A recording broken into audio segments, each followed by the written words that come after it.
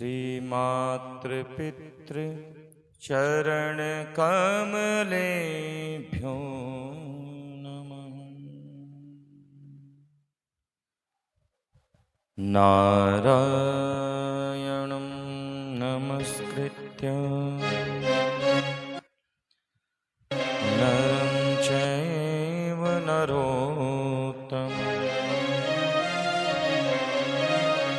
देवीं सरस्वतीं व्यासं ततो जयमुदीरये।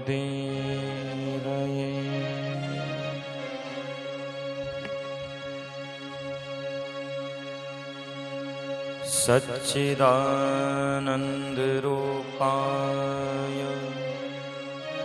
विश्वोत्पत्त्यादिहेतवे तापत्रयविनाशाय श्रीकृष्णाय वयं नमः।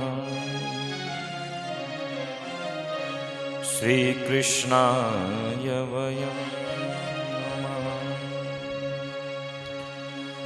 गंगातरंगरमणीयजटाकलापम्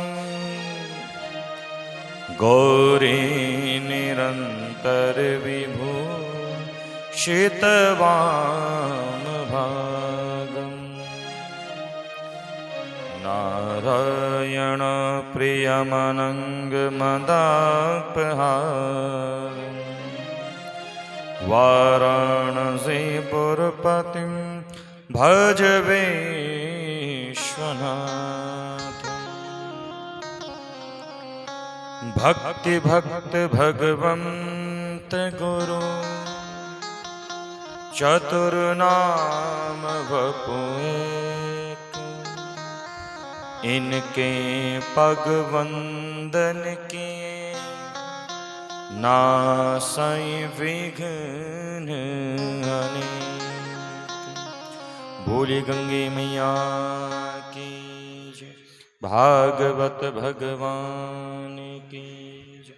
ओम नमः पार्वती पतये हर हर हर महादेव।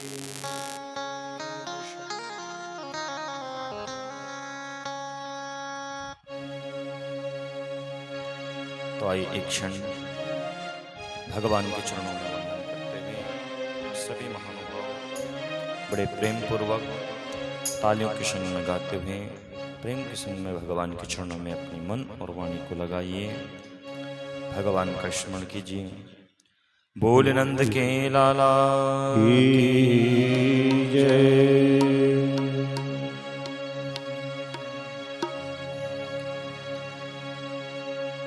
बोले बाल कृष्ण लाल की जय। कृष्ण गोपाल हरि जय दीन दयाल हरि। कृष्ण गोपाल हरे जय दीन दयाल हरे। हे कृष्ण गोपाल हरे जय दीन दयाल हरे। हे कृष्ण गोपाल हरे जय दीन दयाल हरे। तुम करता तुम ही कारण, तुम करता तुम ही कारण, प्रमम कृपाल हरि जय दीन दयाल हरि। हे कृष्ण गोपाल हरे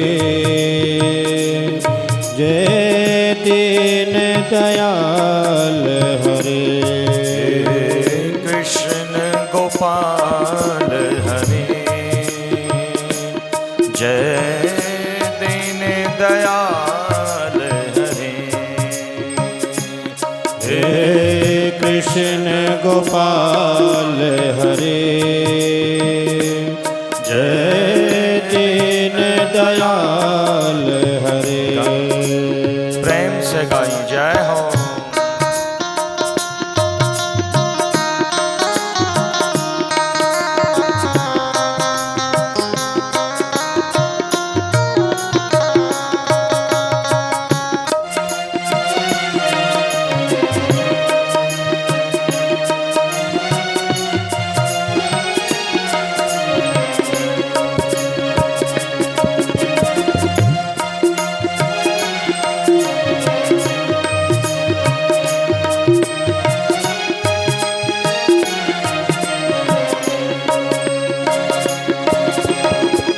रथ हाके रण भूमि में और कर्म योग के मर्म बताए, कर्म योग के मर्म बताए, कर्म योग के मर्म बताए। अजरे अमर परम तत्वयों काया दुख के सुख समझाए, काया के दुख सुख समझाए।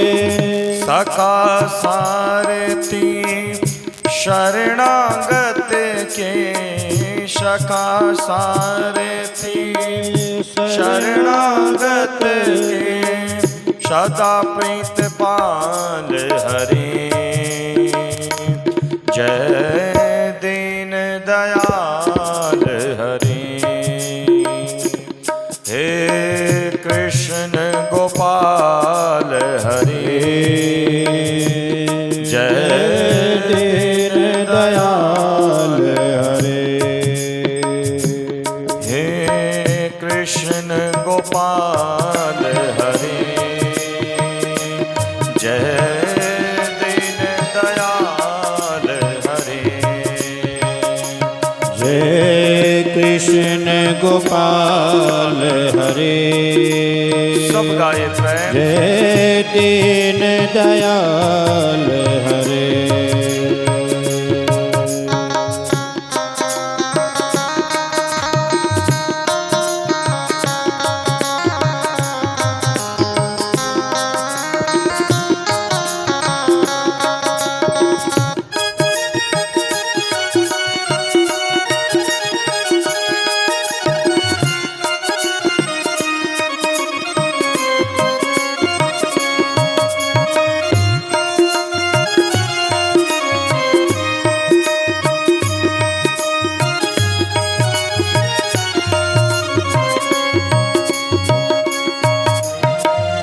श्याम के रंग में रंग गई मीरा, श्याम के रंग में रंग गई मीरा। रस खान तो रस की खाने हुए, रस खान तो रस की खाने हुए। जग से आंखें बंद करी तो, जग से आँखें बंद करी तो सूरदास ने दरस किए, सूरदास ने दरस किए हैं। मात यशोदा ब्रज नारी के, मात यशोदा ब्रज नारी के। जखन चोर हरे, जय दीन दयाल हरे। हे कृष्ण गोपाल हरे, जय दीन दयाल हरे। हे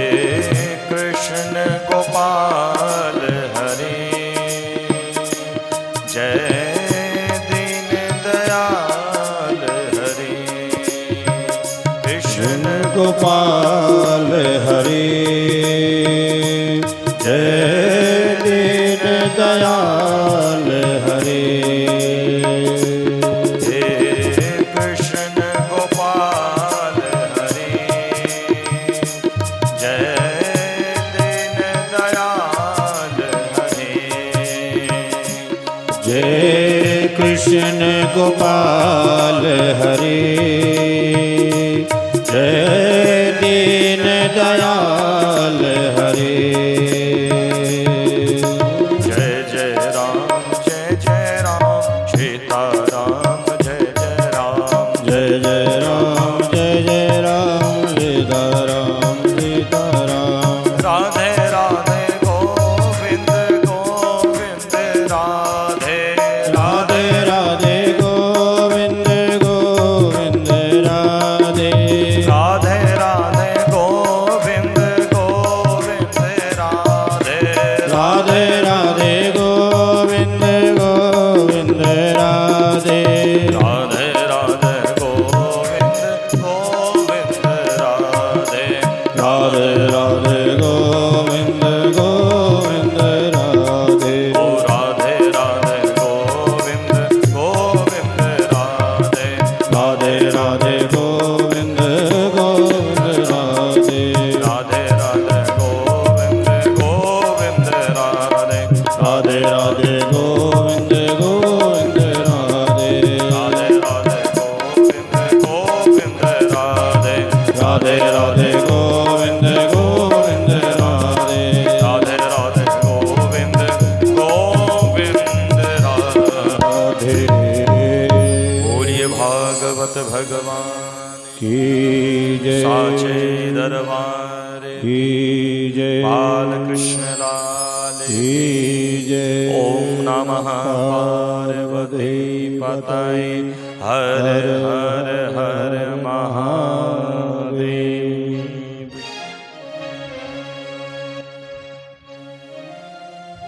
प्रातः स्मरणीय वंदनीय भगवान बालकृष्ण के चरणों में वंदन करते हुए श्रीमद् भागवत महापुराण की पावन संहिता मंडप में विराजमान 33 कोटि देवी देवता पतित पावनी माँ गंगा माँ यमुना के चरणारविंद वंदन करते हुए मंडप में पधारे हुए आगंतुक सभी श्रोता वृंद व्यासपीठ से बहुत बहुत शुभ आशीष मंगलमय कामनाएं उत्तराखंड हिमालय गुरु द्रोणाचार्य गुरु राम राय की इस पावन तपस्थली देहरादून नीलकंठ महादेव के चरणों में विराजमान होकर आप हम सब महानुभावों को भगवान बालकृष्ण के प्राकट्य महाउत्सव की इस पावन समय में भागवत महापुराण की इस पावन कथा का रिष्पान करने का परम सौभाग्य प्राप्त हो रहा है। वंदो दिवस जात नहीं लागई बारा, धीरे धीरे सने सने मंद मंद गति से हमारा जो सप्त दिवसीय यज्ञ है अब यहाँ सने सने विश्राम की ओर विराम की ओर आगे बढ़ रहा है और आप हम सब छठवें दिवस की कथा में प्रवेश कर रहे हैं। भगवान के एक एक चरित्र को सुनकर भागवत पुराण की पावन कथा को भगवान के एक एक चरित्र को सुनकर बंधुओं हमारा आपका ये जीवन बड़ा पवित्र हुआ, धन्य हुआ और सभी महानुभावों ने कथा को बड़े प्रेम पूर्वक से कथा का रसपान किया और यही एक सच्चे श्रोता का भाव होता है और भाव होना भी चाहिए। कथा के प्रति हमारा निष्काम भाव हो, फिर यह कथा बंधुओं जीवन में आनंद को प्रदान करती है और मनुष्य मात्र के जीवन को पवित्र करती हैं, क्योंकि किस कलिकाल में भगवान के भजन से ही कथा रूपी सत्संग से ही बंधुओं इस मनुष्य मात्र का परम कल्याण होता है। ऐसा गोस्वामी जी भी बहुत सुंदर वर्णन करते हैं और कहते हैं कि बारी मथे घृत हो या बरो, शिकताते बरुते, विनु हरि भजन न भवता रहे, यह सिद्धांत अपे। बारी मथे घृत हो या जल का मंथन से बंधुओं इस कलिकाल में हमें घी की प्राप्ति हो सकती है, घी की प्राप्ति हो जाए, यद्यपि ऐसा होना असंभव है, क्योंकि जल का मंथन करने से घी नहीं मिल सकता। लेकिन गोस्वामी जी कहते हैं ये कलयुग है, इस कलयुग में कुछ भी हो सकता है। तो जल का मंथन करने से भले ही घी मिल जाए, रेत को पीसने से भले ही तेल की प्राप्ति हो जाए, लेकिन जब तक हरि का भजन नहीं होगा, जब तक सत्संग नहीं होगा, बिनु हरि भजन न भवता रही, यह सिद्धांत। जब तक हरि का भजन नहीं होगा तब तक बंधुओं मनुष्य मात्र का कल्याण नहीं होगा, क्योंकि जो ये भव सागर है ये बहुत गहरा है, बहुत बड़ा है, बहुत विशाल है। और इस भव सागर को पार पाने के लिए कहीं न कहीं बंधु हमें राम नाम रूपी नाव की आवश्यकता पड़ती है। जैसे नदी को पार करने के लिए हम नाव का सहारा लेते हैं, ऐसे ही बंधुओं इस भव सागर से पार पाने के लिए हमें राम नाम रूपी नाव की आवश्यकता पड़ती है। भव सागर पार राम नाम ताकर दृढ़ नाम। इस भव सागर से यदि अगर पार पाना है तो राम नाम रूपी नाव का हमको सहारा लेना पड़ेगा, तब जाकर कहीं हमारा परम कल्याण हो सकता है। क्योंकि ये भव सागर बहुत बड़ा है, विशाल है, और भगवान का नाम ही हमें इस विशाल सागर से मुक्त करा सकता। इसलिए भगवान के नाम को जपने का प्रयत्न हो, निरंतर प्रयत्न हो, और यही नाम हमारा परम कल्याण है।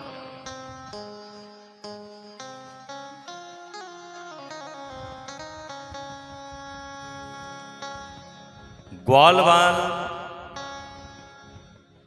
हमेशा प्रभु का चिंतन किया करते हैं। ब्रज की जो नारियां हैं वह भगवान का सदैव चिंतन किया करती हैं। कदापि कोई समय ऐसा व्यतीत नहीं हुआ या कोई क्षण ऐसा व्यतीत नहीं होता कि जब ब्रज नारियां भगवान का चिंतन न करें। विक्रेतु कामा किल गोप कन्या, मुरारे पादा पित चित्त वृत्ते, दद्यादिकं मोहवसाद वोचत्, गोविंद दामोदर माधवेति। श्री कृष्ण गोविंद हरे मुरारी, हे नाथ नारायण वासुदेव। श्री कृष्ण गोविंद हरे मुरारी, हे नाथ नारायण वासुदेव। श्री कृष्ण गोविंद हरे मुरारी, हे नाथ नारायण वासुदेव।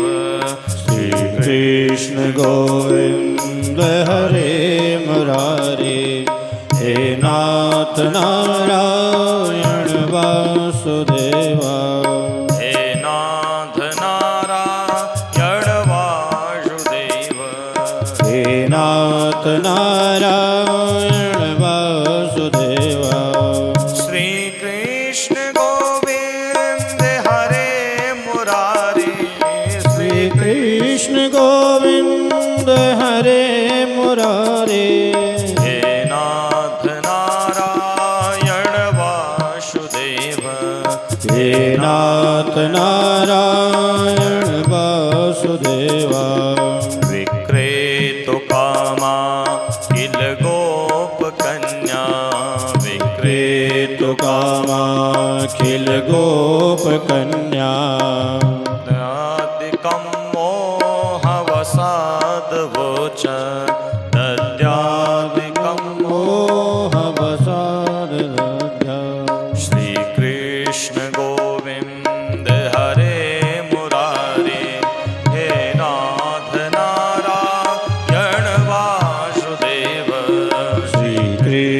गोविंद हरे मुरारी, हे नाथ नारायण वासुदेवा। इस प्रकार से बंधु गोपियां घर का जो भी गृह कार्यों को करती हैं, भगवान के नाम को जपती रहती हैं, भगवान के चरणों का स्मरण किया करती रहती हैं, मुरारी का नाम का स्मरण करती रहती हैं। कोई गोपी दही को बिलो रही है और स्मरण भगवान का ही कर रही है। और ऐसा नहीं है कि गोपियों ने घर को छोड़ दिया हो। भगवान जब गोपियों को छोड़कर मथुरा गए तो गोपियां चाहती तो मथुरा जा सकती थी, मुश्किल से 10-12 किलोमीटर है, कोई ज्यादा दूरी थोड़ी थी। अगर कोई पैदल भी जाना चाहे तो 2-3 घंटे में पहुंच जाए। लेकिन गोपियों ने बंधुओं घर का त्याग नहीं किया, केवल अपने घर में रहकर अपने गृह कार्यों को करते हुए भगवान का ही स्मरण गोपियां करती हैं।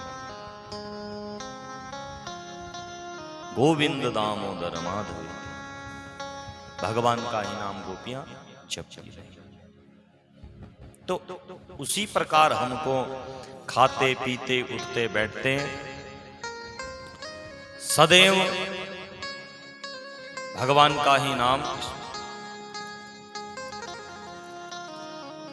भगवान का ही नाम का स्मरण करना चाहिए, सदैव जपना चाहिए।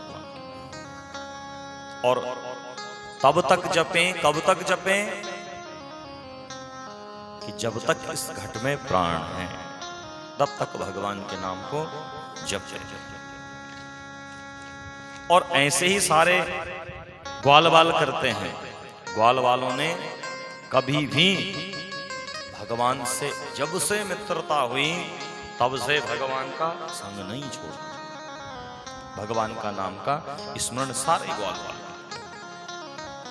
तो ऐसे ही प्रभु से निवेदन हो कि हे प्रभु, हम आपके स्मरण को कभी भूले नहीं, आपके नाम को कभी भूले नहीं, केवल आपका ही स्मरण होता रहे। ब्रह्मा जी ने भी बंधुओं अनेक श्लोकों में यहां आज भगवान की दिव्य स्तुति को किया। बोले हे प्रभु, मुझे क्षमा कर दीजिए, मुझसे बहुत बड़ा अपराध हो गया अज्ञान। तो भगवान ने आज ब्रह्मा जी को क्षमा किया। और ब्रह्मा जी को जब क्षमा किया तो इधर पास में ही एक तालवन है,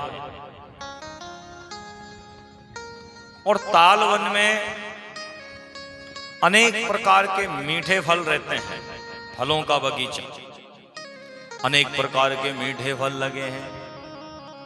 ग्वाल वालों ने कहा, बोले कन्हैया, बहुत दिनों से हम गैया इत्यादि चरा रहे हैं, लेकिन एक बार चल कर देखें जरा कि सामने जो तालवल है वहां फल लगे हैं, लेकिन कैसे तोड़े भाई। तो कन्हैया ने कहा, क्यों, क्या बात हो गई।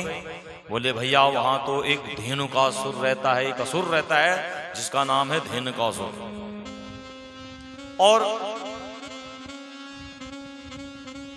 जो वहां जाता है धेनुकासुर उसका वध कर देता है। भगवान ने कहा, बोले अच्छा। बोले ग्वाल वालों, एक काम करते हैं कि कल प्रातः काल हम वहीं गैया मैया लेकर जाएंगे और तालवन में भी जाएंगे, तालवन में पहुंचेंगे। फिर तो घर में भी ना बताए हुए सारे ग्वाल वाल आज गैयों को लेकर कहां पहुंचे, तालवन की ओर। इधर मार्ग में चलते हुए अब ग्वाल वालों ने कहा बलदाऊ भैया से, बोले बलदाऊ भैया, एक बात बताओ, तुम्हारा नाम ही बलदाऊ है, नाम ही बलराम है, या कभी अपना बल भी हमें दिखाओगे। तो बलदाऊ जी ने कहा, बोले क्या बात हुई भाई। तो बलदाऊ से कहा, देखो सामने कितने मीठे फल लगे हैं। तो तो बोले चलो चलकर तोड़ते हैं। बोले ऐसा तोड़ना होता तो हम ही ना तोड़ लेते। तो बोले क्या बात है? बोले वहां एक धेनुकासुर रहता है और जो बड़ा बलशाली है। तो कन्हैया के चमत्कारों को तो हमने बहुत देखा, लेकिन आज तुम्हारा बल देखने का समय आ गया। बलदाऊ जी ने कहा अभी देखते हो, अभी देखो, आज तुम्हें अपना बल दिखाई देता है। अब बंधुओं, भगवान के संग में बलदाऊ जी तालवन में पहुंचे और जो ही फलों को तोड़ना चाहते थे कि इतने में धेनुकासुर पहुंच गया। और धेनुकासुर ने जो प्रहार करना चाहा, बलदाऊ जी और कन्हैया दोनों ने मिलकर इसको घुमाना प्रारंभ कर दिया। गधे के रूप में यहाँ है। अब जो पूंछ पकड़कर इसकी घुमाने लगे और जो बलदाऊ जी ने वृक्षों से पटका, आज बंधुओं धेनुकासुर का वध हो गया। बोले बलदाऊ भैया के। सारे ग्वाल वालों ने आज खड़े होकर तालियां बजाई और बलदाऊ जी बड़े प्रसन्न हुए। बोले वाह भैया, आप तो सच में बलराम हैं, सच में अतुल्य बल का भंडार है। बलदाऊ जी बड़े प्रसन्न हुए। बोले हे ग्वाल वालों, अब तुम फल तोड़ोगे भी या फल भी मुझे ही तोड़ने पड़ेंगे? अरे बोले नहीं नहीं, उसकी चिंता ना करो, अभी हम वृक्षों पर चढ़ते हैं। सारे ग्वाल वाल बंदों वृक्षों पर चढ़े और बहुत मीठे मीठे फलों को पहले बंदरों की भांति खाया। जो शेष बच गए सब नीचे गिराए, कुछों को उठाकर अब पोटली भर भर के अपने घर लेकर आए। जो घर में लेकर आए तो सबके सब घर में आकर मैया ने भोजन दिया। अब भोजन करने लगे। भोजन करते करते अचानक से ग्वाल वाल एक दूसरे की कान में कुछ खुसफुसाहट करने लगे। मैया ने पूछा क्या हुआ मधुमंगल, क्या बात हुई? मधुमंगल ने कहा बोले नहीं मैया कोई बात नहीं। फिर मैया अंदर जाए, फिर सब खिलखिलाने लगे। तो इतने में मैया ने अब की बार डांट लगाकर जो पूछा, बोले बलदाऊ सच बता बात क्या है? बोले मैया नहीं बात या नहीं, बात तो बड़े गर्व की है। बोले क्या बात है? बोले हमारे जो बलदाऊ भैया है ना, ये इतने बलशाली हैं, इतने बलशाली हैं कि आज इन्होंने तालवन में जो धेनुकासुर रहता था एक गधा, उस गधे को मार दिया। सारे ग्वाल वाल खिलखिलाने लगे। बोले इतने बलशाली है ये, एक गधे को मार दिया। ग्वाल वाल खिलखिलाने लगे।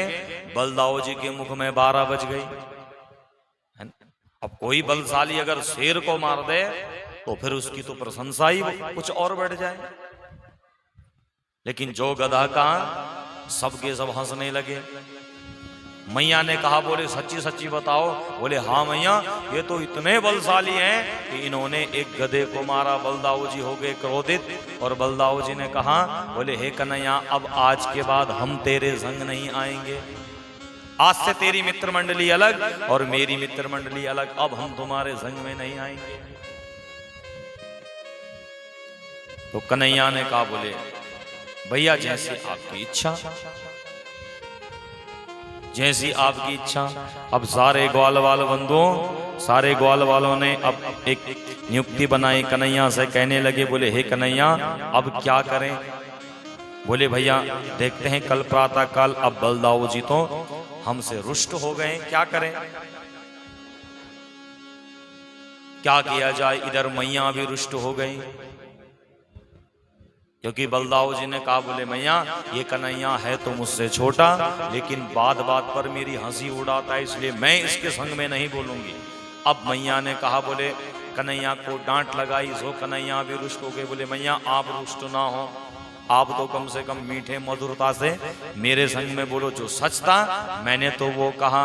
सो मैया से निवेदन करने लगे माही मीठे बोलना, माही मीठे नंद जुके डोलना, माही मीठे, माही मीठे बोलना, बोलना, बोलना, बोलना, बोलना, बोलना, बोलना, बोलना, बोलना, माही मीठे बोलना, माही मीठे नंद जुके बोलना। पायन पैजनी रुन झु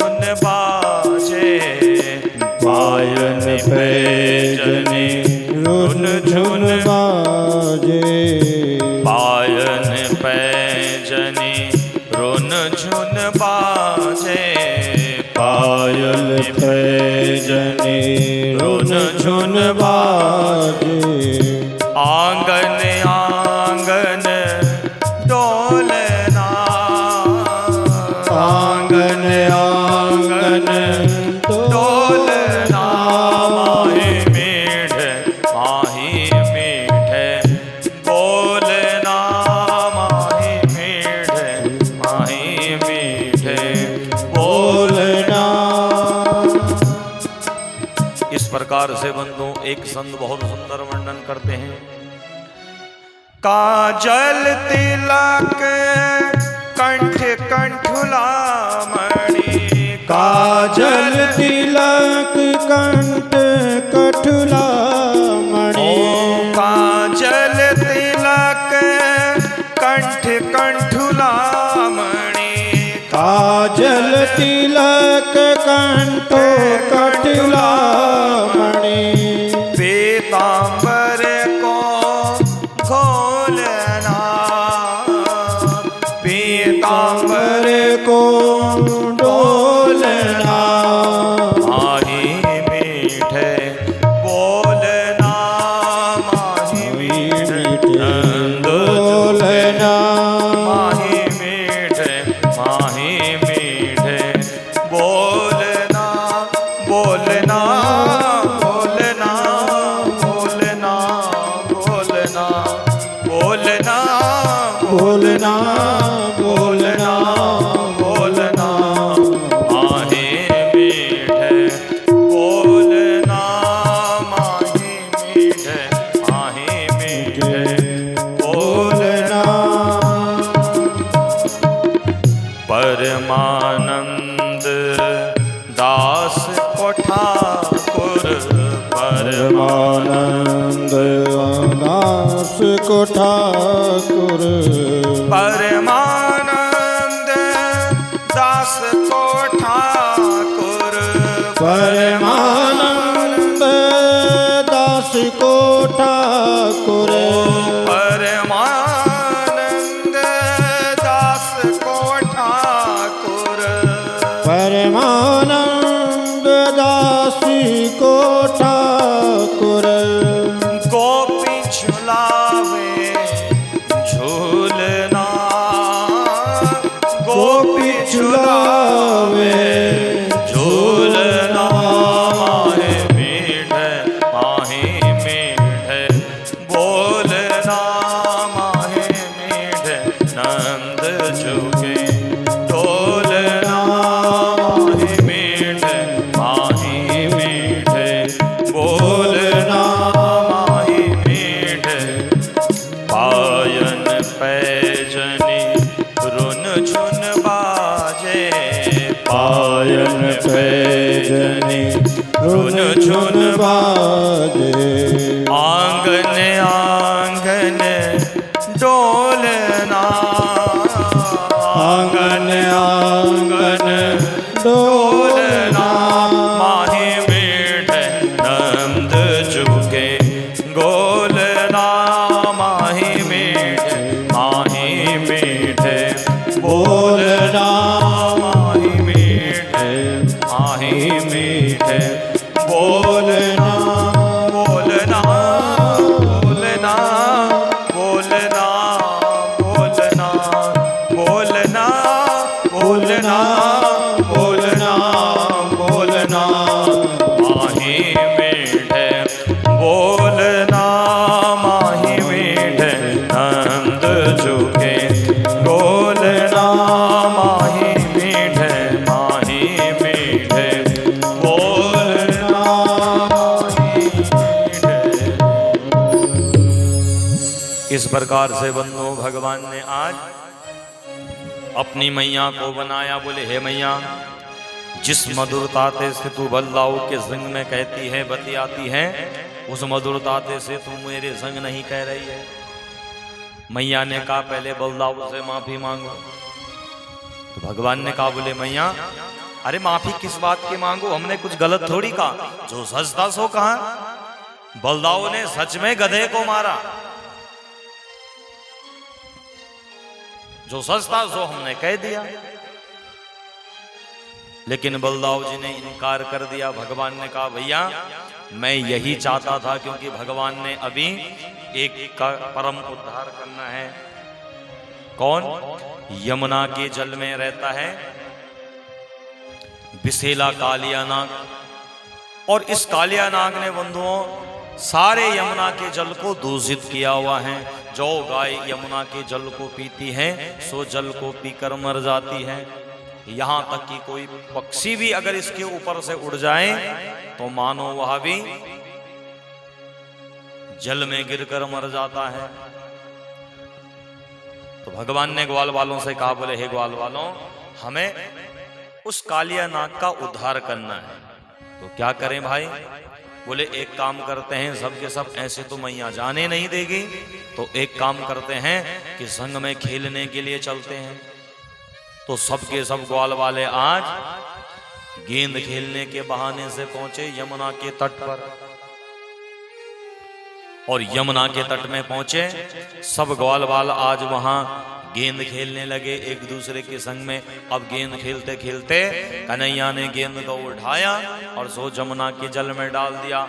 अब तो जो अन्य ग्वाल वाल थे सबने कहा, बोले कन्हैया मेरी गेंद लाकर मुझे दो, मेरी गेंद लाकर मुझे दो। कन्हैया ने कहा चिंता ना करो, और बंधुओं कन्हैया आज 100 कदम की डाल में चढ़े और यहां से कन्हैया ने यमुना के जल में छलांग लगा दी। बोल कृष्ण कन्हैया लाल की जय। जो यमुना के जल में छलांग लगाई, सारे ग्वाल वाल रोने लगे, और रोते रोते रोते रोते सब मैया यशोदा के पास दौड़े चले आए। मैया से कहा, बोले मैया मैया मैया। बोले कन्हैया, बोले क्या हुआ कन्हैया को? अब कुछ तो डर के मारे बोल नहीं पाए। एक ने साहस किया, बोले मैया कन्हैया ने यमुना की विषैले जल में जहां कालिया नाग रहता है वहां छलांग लगा दी। मैया अपना सारा काम छोड़कर दौड़ पड़ी रोते हुए यमुना के तट पर। इधर बंधु भगवान कालिया नाग के पास पहुंचे तो कालिया नाग उस समय सो रहा था। नाग पत्नियों ने भगवान को देखा और भगवान के स्वरूप को देखकर बड़े मंत्र मुग्ध हुए। बोले वाह कितना सुंदर बालक है, कितना सुंदर स्वरूप है। इस बालक से कहने लगे, बोले हे नन्ना बालक, तू कौन है? तू कहां से आया है? कौन गांव से आयो बालक, क्या तुम्हारा नाम है? कौन तेरे मात पिता हैं? कौन तुम्हारो गांव है? कौन गांव से आयो बालक? नागपत्नियों ने कहा, बोले बेटा तुम कहां से आए? तुम्हारा कौन सा गांव है? तुम्हारे माता पिता का नाम क्या है? तुम कहां से आए हो? भगवान ने कहा, बोले मैया वो सब मैं बाद में बतलाऊंगा, पहले ये बताओ कि हमारी गेंद कहां है? तो नागपत्नियों ने इशारा किया, बोले गेंद तो कालिया नाग के पास है। तो बोले कालिया नाग कहां है? बोले तो सामने दिख रहा है, सो रहा है। तो नागपत्नियों ने कहा, बोले बेटा तो जिसका भी पुत्र है तो यहां से चला जा। भगवान ने कहा, बोले चला जाऊंगा लेकिन अपनी गेंद लेकर। बोले बेटा गेंद उनके चक्कर में ना पड़, जो हमारे पति हैं ये बड़े दुष्ट हैं, यदि अगर ये जाग गए तो न जाने ये तुम्हारे संग क्या करते हैं, बेटा ये मार देंगे तुम्हें। भगवान ने कहा, बोले मैया वो सब तो हम देख लेंगे, वो सब हम देख लेंगे, क्या करें? अब कालिया नाग बंधु यह सब फुसफुसाहट सुन रहा था। कालिया नाग ने जो नेत्र खोला तो देखा सामने एक बालक खड़ा है। कालिया नाग को बड़ा आश्चर्य हुआ कि यमुना के विषैले जल को पीने से ही जीवों की मृत्यु हो जाती है, ये बालक यहाँ कैसे पहुंचा? बोले कौन है रे तू? भगवान ने कहा, मैं नंद बाबा और यशोदा माँ का लल्ला हूं। श्री कृष्ण मेरा नाम है, गोकुल मेरा गांव है। अब ये सुनकर कालियानाग थोड़ा संकोच में पड़ा, तो बोले क्यों आया है यहाँ? बोले मेरी गेंद जो तुम्हारे पास है उसे लेने आया हूँ। कालियानाग हंसने लगा, बोले भैया गनीमत यह समझ के अभी तक जीवित है, ये गेंद तुझे नहीं दूंगा। तो भगवान ने कहा बिना गेंद लिए हुए तो मैं जाऊंगा भी नहीं। जब कालियानाग से भगवान ने बार बार निवेदन किया और कालियानाग नहीं माना, तो अब बंधुओं भगवान ने क्या किया, कालियानाग के संग में युद्ध करना प्रारंभ कर दिया। जब कभी सीधी तरह से बात न बने तो कभी कभी क्रोध भी करना पड़ता है। प्रभु श्री राम को 3 दिन व्यतीत हो गए समुद्र के तट पर, समुद्र के किनारे 3 दिन व्यतीत हो गए, लेकिन समुद्र ने मार्ग नहीं दिया, रास्ता नहीं दिया। तो अब बंधुओं भगवान को क्रोध आ गया। लक्ष्मण जी से कहा, बोले हे लक्ष्मण, विनय न मानत जलधि जड़, गए 3 दिन वी, बोले राम सकोप तब, भय विन हो यन प्रीति। बोले हे लक्ष्मण, मुझे लगता है कि अब प्रेम बहुत हो गया, अब इसको कुछ भय दिखाना पड़ेगा। तो लक्ष्मण जी से कहा, लाओ मेरे धनुष बाण। और जो धनुष बाण हाथ में लिया तो लक्ष्मण बाण सरासर आना। लक्ष्मण जी ने जो हाथ में धनुष बाण थमाया, समुद्र बंधुओं चरणों में गिर पड़ा भगवान के। बोले प्रभु क्षमा करना, मुझे क्षमा करना। भगवान ने कहा 3 दिन से निवेदन कर रहे हैं, अभी तक मार्ग नहीं दिया। बोले प्रभु क्षमा कर दीजिए, मैं मार्ग देने वाला कौन होता हूं? तो बोले फिर हम लंका में कैसे जाएं भाई? तो समुद्र ने कहा, बोले हे प्रभु, आपकी बानरी सेना में नल और नील नाम के 2 वानर हैं, और उनका स्पर्श किया हुआ पत्थर डूबेगा नहीं, वो पुल का कार्य करेगा। तो भगवान ने कहा, ये बात हमको पहले बता देती तो क्रोध करने की आवश्यकता ही नहीं पड़ती। तो कभी कभी बंधुओं क्रोध भी कार्य को पूर्ण कर देता है, पूर्ण करवा देता है।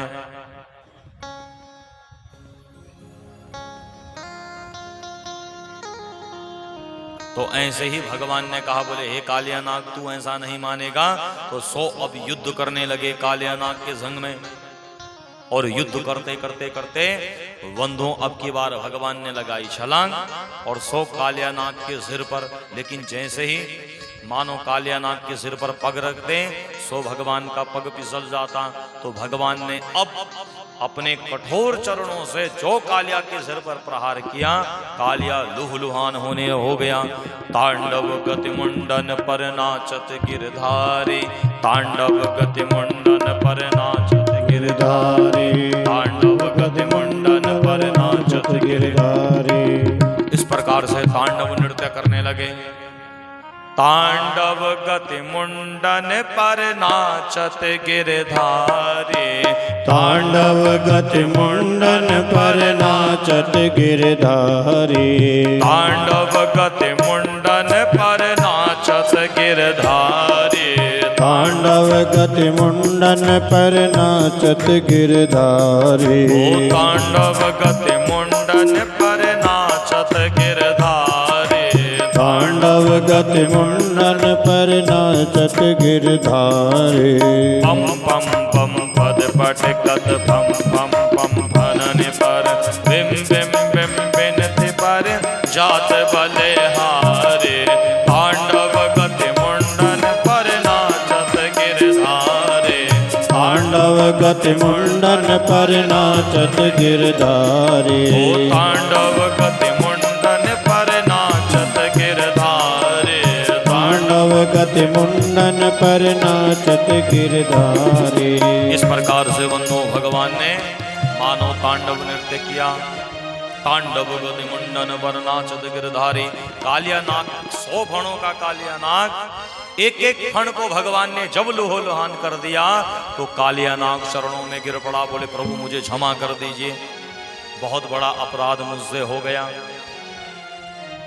तो कालियानाग जब चरणों में पड़ा, भगवान ने कहा, बोले कालियानाग एक काम कर कि यहां इस स्थान को छोड़ दे, यहां नहीं रहना दोबारा। तो कालियानाग ने कहा, बोले प्रभु मैं जाऊं तो जाऊं कहां? यदि अगर मैं थल में चला जाऊं तो वो गरुड़ मुझे मार कर खा लेगा, गरुड़ मुझे मार देगा। भगवान ने कहा, गरुड़ क्यों मारेगा तुम्हें? तो अब कालियानाग बड़ा चतुर था। कालियानाग कहने लगा, एक समय की बात हुई कि कश्यप जी की 2 पत्नियां हैं, एक का नाम है विनीता, एक का नाम है कद्रु। कद्रु से हुए सर्प और विनीता का हुआ गरुड़। कद्रु और विनीता में एक बार शर्त लगी। विनीता ने कहा, सूर्य के जो घोड़े हैं उनका जो स्वरूप है वो सफेद है। कद्रु ने कहा कि वो काले हैं। अब दोनों में शर्त होने लगी। बोले बहन जो शर्त को हार जाएगा उसको दासी बनना पड़ेगा। अब जब प्रातः काल भगवान सूर्य उदय हुए तो उदय होते हुए कद्रु ने क्या देखा कि भगवान सूर्य के घोड़ों का जो रंग है वो कैसा है, वो सफेद है। इसने अपने पुत्रों सर्पों से कहा, बोले ए पुत्रों तुम जाओ और उन घोड़ों से लिपट जाओ, सबको काला बना दो। अब सारे घोड़ों पर ये नाग लिपट गए। 100 बंधु विनीता शर्त हार गई और कद्रु की दासी बन बैठी। जब यह बात गरुड़ जी को पता चली तो गरुड़ जी ने एक एक करके सारे सर्पों को मारना प्रारंभ कर दिया, मार कर खाने लगे। अब सारे सर्पों ने एक दिन मीटिंग बिठाई, एक दिन गोष्ठी की कि बोले हे गरुड़ जी एक काम करो कि हम एक एक करके आपके पास आ जाएंगे, सो आप सर्पों का विनाश मत कीजिए। अब बंधु जिस दिन इस कालियानाग की बारी थी, सो कालियानाग यहां से भागकर यमुना की जल में पहुंच गया, क्योंकि ये जानता था कि इस क्षेत्र को शौबरी ऋषि ने शापित किया हुआ है। शौबरी नाम के ऋषि यहां तप कर रहे थे। एक दिन गरुड़ आया और यहां मछली पकड़ने लगा। तो गरुड़ के पंखों से जो शब्द होने लगे, शौबरी जी को क्रोध आ गया और शौबरी ऋषि ने श्रापित कर दिया। बोले ए गरुड़, यदि अगर तुम दोबारा यहां आए तो मैं तुम्हें श्रापित करता हूं कि तुम जलकर भस्म हो जाओगे।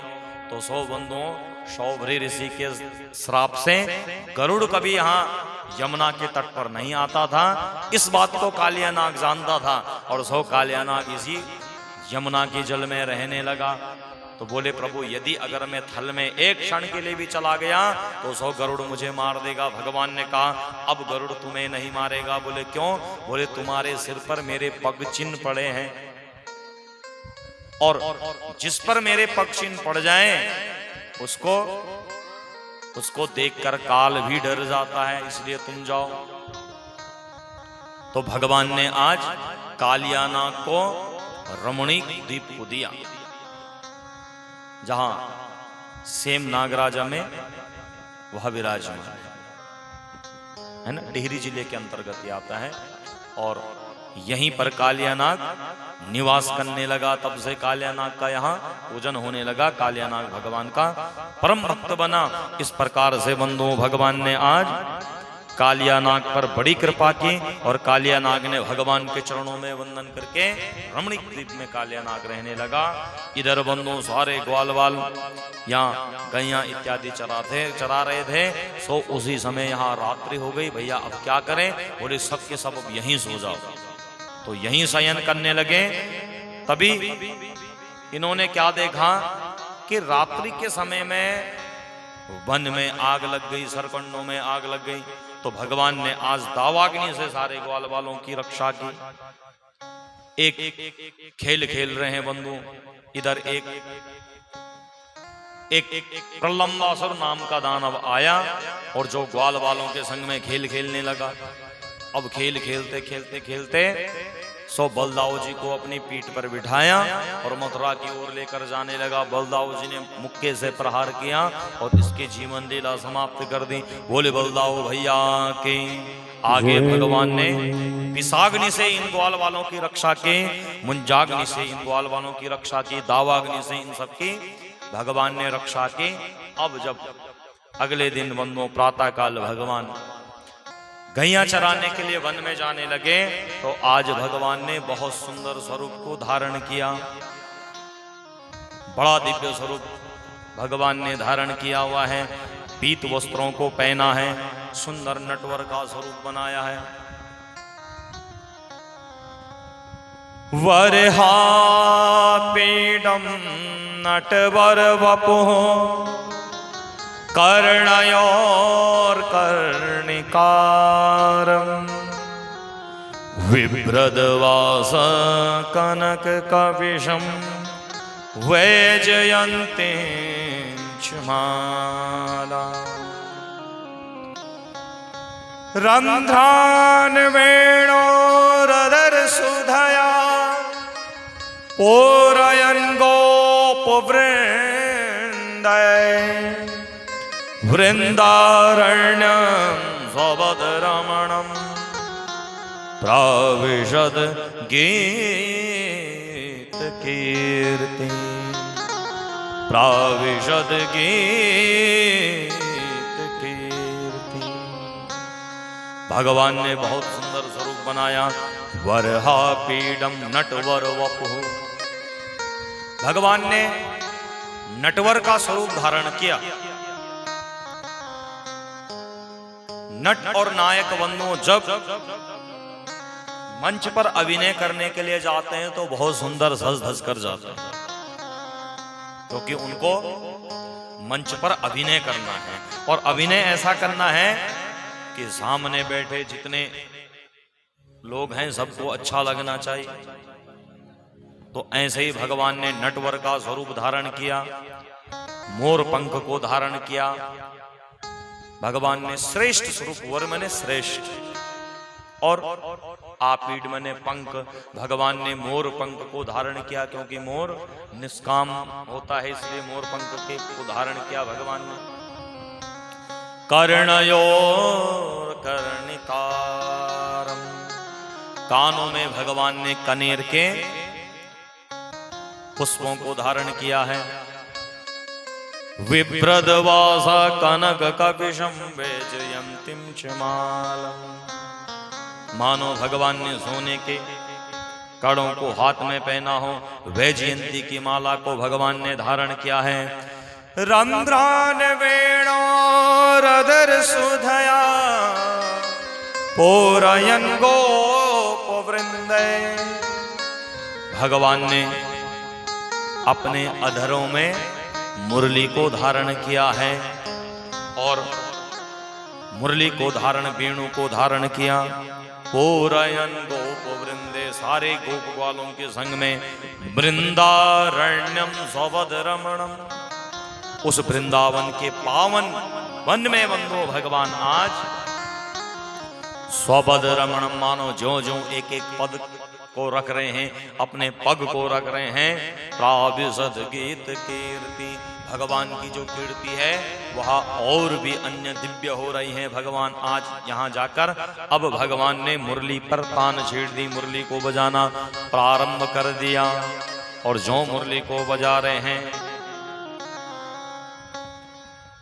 गावश्च कृष्ण मुख निर्गत वेणु गीता पीयूषमुत्थित कर्णपुटे पिबन्त्या। जब मुरली को बजाना प्रारंभ किया तो गावश्च कृष्ण मुख निर्गत वेणु गीता, कि गैयों ने घास खाना छोड़ दिया। गैया आधा तृण को चबा चुकी थी, जो शेष आधा बच गया वो मुख से लटक रहा है, तृण, घास का तृण।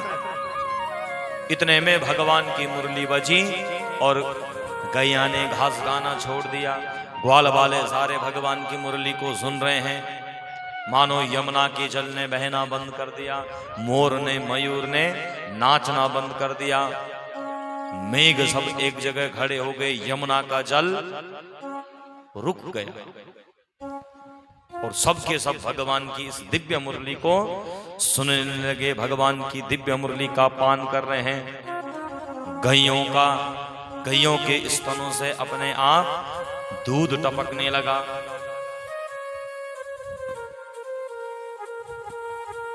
और गैया मानो इस अमृत को आज अपने दोनों कानों से श्रवण करने लगी, पान को करने लगी। गैया इनका पान करने लगी।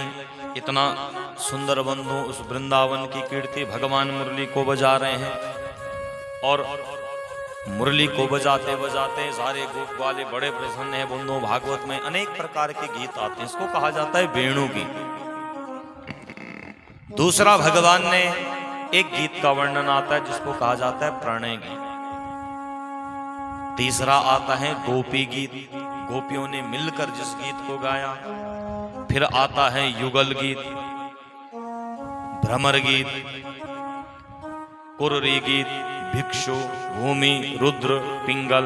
इस प्रकार से अनेक प्रकार के गीतों का वर्णन भागवत में आता है और भगवान मुरली को बजा रहे हैं। सारे ग्वाल वालों ने भगवान से निवेदन किया, बोले हे कन्हैया, एक बार इस मुरली को हमें पुनः श्रवण करा दो, मुरली के दर्शन हमें पुनः श्रवण करा दो। तो आइए एक क्षण हम भी भगवान के चरणों में वंदन करते हैं। तालियों के संग में गाइए सभी लोग प्रेम के साथ में। बोले बाल कृष्ण लाल की जय, बोले नंद के लाला की जय हो। तो भगवान मुरली को बजाने लगे। आइए हम सब भी तालियों के संग में भगवान के चरणों का वंदन करें। हो सखी वृंदावन जोला, प्यारी सखी वृंदावन जोला, अरे कान के बांसुरी मान चोला, कान की मुरली सुनियोला, कान की मुरली सुनियोला, कान की मुरली सुनियोला। हे सखी वृंदावन जोला, प्यारी सखी वृंदावन जोला, हो सखी वृंदावन जोला, हो सखी वृंदावन जोला, ये कान की बांसुरी तान चोला, कान की बांसुरी मान चोला, ये कान की मुरली सुनियोला, ये कान की मुरली सुनियोला। सबका ये प्रेम से जय हो।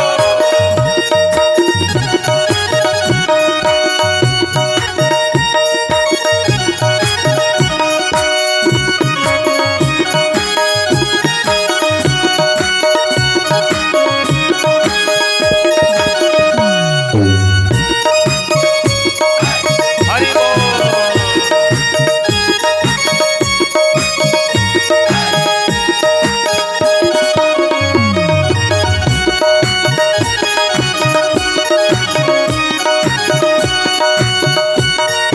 पशु पक्षी जंगलों में पहुँच गए अभागे, पशु पक्षी जंगलों में पहुँच गए न भागे, पशु पक्षी जंगलों में पहुँच गए न भागे, पशु पक्षी जंगलों में पहुँच गए नवासे, हम द्वीर गया छया हम अभागे, हम द्वीर गया छया हम आगे रे जोला की छाड़ी ते आंसू बगोला, रे जोला की छाड़ी ते आंसू बगोला, ये कान की मुरली मान चोला, ये कान की मुरली मान चोला, हे सखी वृंदावन चोला, रे सखी वृंदावन जोला, हे कान की बांसुरी मान चोला, हे कान की बांसुरी मान चोला, हे कान की मुरली सुनियोला, हे कान की मुरली सुनियोला। सबका ये प्रेम के साथ तालियों की सेवा प्रेम के साथ में जय हो।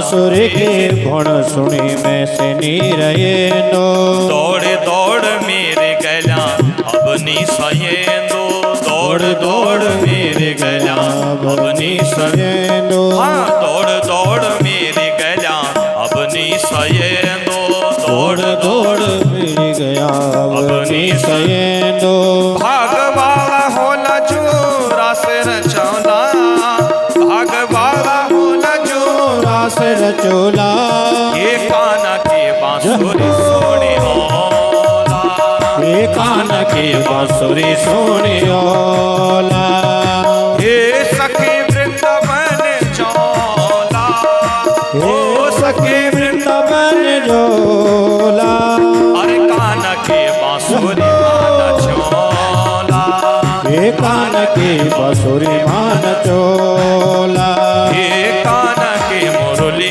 सुनियोला हे कान के मुरली सोनियोला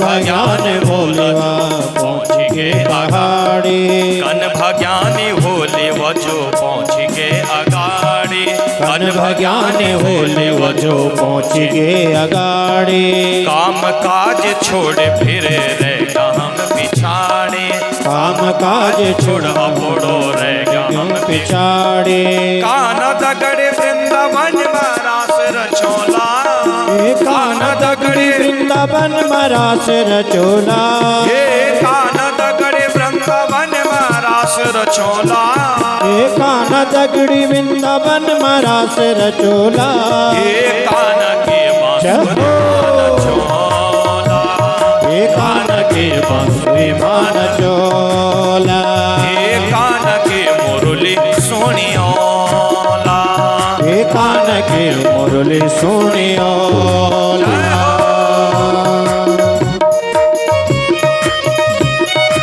तालियों के संग में प्रेम से गाए बोले बाल कृष्ण लाल के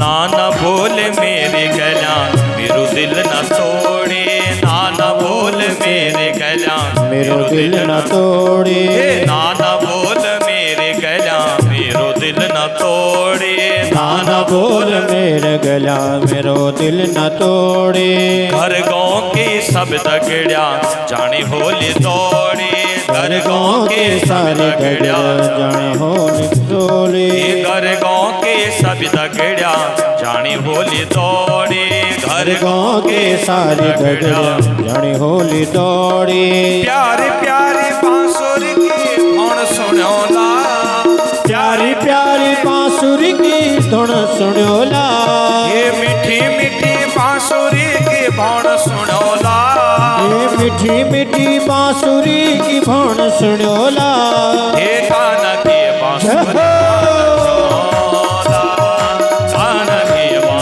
मान चोला हो सखी वृंदावन चोला हो सखी वृंदावन जोला हे प्यारी सखी वृंदावन चोला हे प्यारी सखी वृंदावन जोला हे कान के बांसुरी चोला हे कान के बांसुरी मान चोला हे कान के मुरली सोनियोला हे कान के मुरली सोनियोला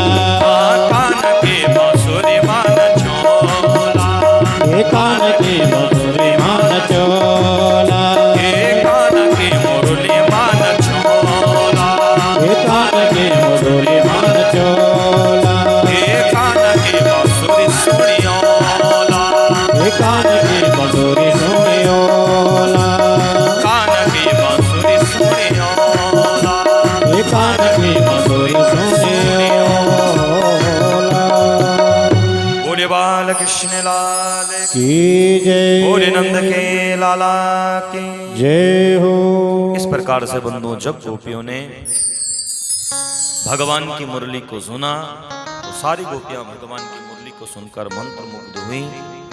और हेमंत का महीना आया, मार्गशीर्ष का महीना आया और इस पावन मास में ब्रजंगनाओं ने वंदों आज कात्यायनी मैया का पूजन किया और पूजन करने लगी कात्यायनी मैया का। लेकिन गोपियां एक अपराध कर बैठी कि यमुना के जल में निर्वस्त्र होकर स्नान करने लगी। भगवान ने जब यह देखा तो भगवान को अच्छा नहीं लगा और भगवान ने आज इनके वस्त्रों का हरण किया। सारी गोपियों ने भगवान से निवेदन किया, बोले कन्हैया हमें क्षमा कर दीजिए, हमारे अपराध को क्षमा कर दीजिए। भगवान ने कहा, बोले हे देवियों, कभी भी जल में नदी में निर्वस्त्र होकर स्नान नहीं करना चाहिए, चाहे वो नारी हो चाहे पुरुष हो। और आप तो उच्च कुल की नारियां हैं और आपने यह अपराध किया है। जल के जो देवता हैं वो कौन है? वरुण देवता। और आप पूजन तो कर रहे हैं लेकिन संग संग में आपने अपराध भी किया है। तो सारे गोपियों ने भगवान से क्षमा मांगी, बोले कन्हैया अब की बार आगे से यह अपराध हमसे नहीं होगा। तो सो इन्होंने आज सुंदर पति प्राप्ति के लिए दिव्य महामंत्र को जपा। कात्यायनी महामाये महायोगिन्यधीश्वरी नंद गोपसुतं देवी पतिं मे कुरुते नमः। इस दिव्य महामंत्र को जपा और मानो महामंत्र में निवेदन किया कि हे मैया, यदि अगर हमें सुंदर पति प्राप्त हो तो कन्हैया का जैसा हमें पति प्राप्त हो, ऐसी कामना सारी ब्रजांगनाओं ने की। और भगवान के चरणों का वंदन करते हुए सारी गोपियां भगवान का दिव्य महापूजन करते हैं। अब बंधुओं अगले दिन प्रातः काल हुआ। भगवान ने जैसे ही अपने नेत्रों को खुला सोकर उठे तो इतने में कन्हैया की नाक में कुछ सुंदर सी खुशबू आने लगी। जोर से जो सूंघना प्रारंभ किया तो नाक में अच्छी सी सुगंध आई, खुशबू आई। कन्हैया ने बलदाऊ से कहा, बोले भैया क्या तुम कुछ महसूस कर रहे हो? बोले क्या? बोले मुझे तो लगता है कि आज मैया कुछ मीठे पकवान बना रही है, कुछ सुंदर से पकवान बना रही है, चलो चलकर देखें रसोई घर में क्या बना रही है मैया। तो दोनों के दोनों बंधु दौड़ पड़े रसोई घर में। देखा तो मैया ने अनेक प्रकार के पकवान बनाए हैं, सो टोकरियों में भर कर रखे हैं। अब कन्हैया ने मैया से कहा, बोले मैया थोड़े से एक दो मीठे पकवान दो। जो हाथ मारना चाहते थे, हाथ से उठाना ही चाहते थे, मैया ने हाथ पकड़ लिया। बोले खबरदार कन्हैया, जो इन पर हाथ लगाया। कन्हैया ने कहा, बोले मैया अगर ये हमारे लिए नहीं बनाए तो किसके लिए बनाए फिर? अरे खाने के लिए तो है। मैया ने कहा, बोले खाने के लिए तो है, लेकिन बेटा उससे पहले हमें जय जय करनी है। बोले किसकी? तो कहा, बोले हम आज के दिन देवराज इंद्र का पूजन किया करते हैं। मैया से कहने लगे, ये देवराज इंद्र कौन है? बोले जानती तो मैं भी नहीं, एक काम कर अपने बाप से पूछ, अपने बापन से पूछ। अब कन्हैया दौड़ दौड़ कर नंद बाबा के पास गए और नंद बाबा से कहा, बोले बाबा एक बात बताओ, आज के दिन हम इंद्र का पूजन क्यों करते हैं? बोले तुझे कैसे पता? बोले सो अभी मैया ने बताया। तो बोले बताओ उनका पूजन क्यों किया करते हैं? तो नंद बाबा ने कहा, बोले हे कन्हैया, प्रजन्यो भगवानेन्द्रो मेघास्तस्यात्ममूर्तया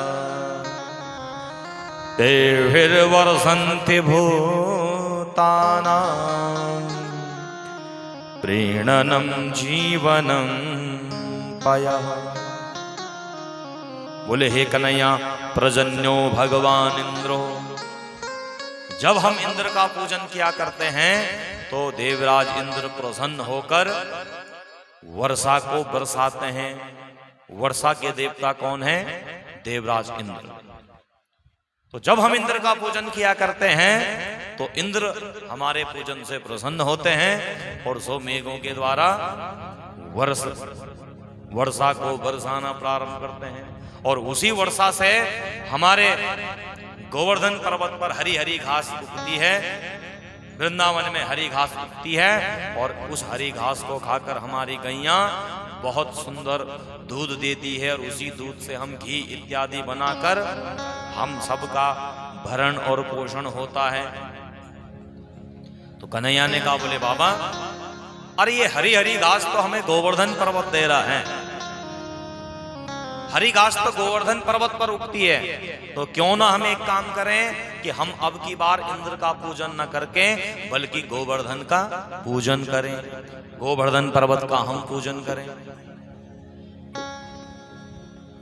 बाबा ने कहा, बोले कहते तो ठीक रहा है, लेकिन हम तो भैया अनेक वर्षों से ऐसा ही करते आ रहे हैं। बोले नहीं बाबा, अब की बार मेरी मानो तो हम गोवर्धन पर्वत का पूजन करेंगे। मानो भगवान ने क्या कहा कि हे जगत के लोगों, प्रकृति का पूजन करना सीखो, इन पर्वतों को पूजो, इन वृक्षों का पूजन करो, जल का पूजन करो, वायु का पूजन करो, इन सब का पूजन करना सिखाया भगवान ने, प्रकृति का पूजन। इसीलिए बंधुओं, सनातन धर्म श्रेष्ठ है कि सनातन धर्म ने क्या कहा कि इन पहाड़ों को पूजो, पत्थरों को पूजो। अब चाहे पत्थर में भगवान रहते हों या न रहते हों, ये परमात्मा जाने,